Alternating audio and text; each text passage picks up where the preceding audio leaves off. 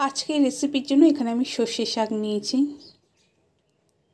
সর্ষে শাকের যে ঝোলের রেসিপি আছে সেটাও আমার চ্যানেলে আছে, আমি লিঙ্কটা দিয়ে দেবো।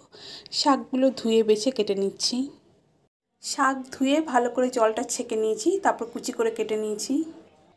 সর্ষের তেল, শুকনো লঙ্কা, সামান্য কালো জিরে, রসুন কুচি,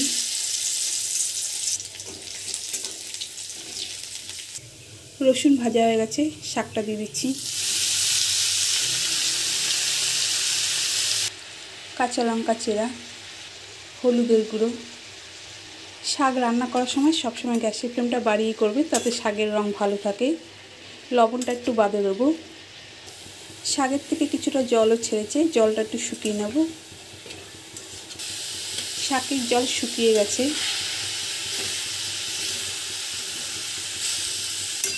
পরিমাণ মতো লবণ, সামান্য একটু চিনি। চিনিটা সবসময় দেবেন, শাক কিন্তু সবুজ রঙই থাকবে তাহলে। শাকের জলটা পুরোপুরি শুকিয়ে গেছে, একটু ভেজেও নিচ্ছি।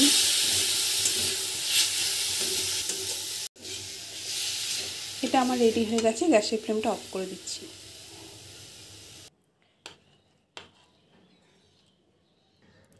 এইভাবে শাক রান্না করে দেখবেন, শাকের রঙও বজায় থাকবে আর খেতেও কিন্তু খুবই সুস্বাদু হয়।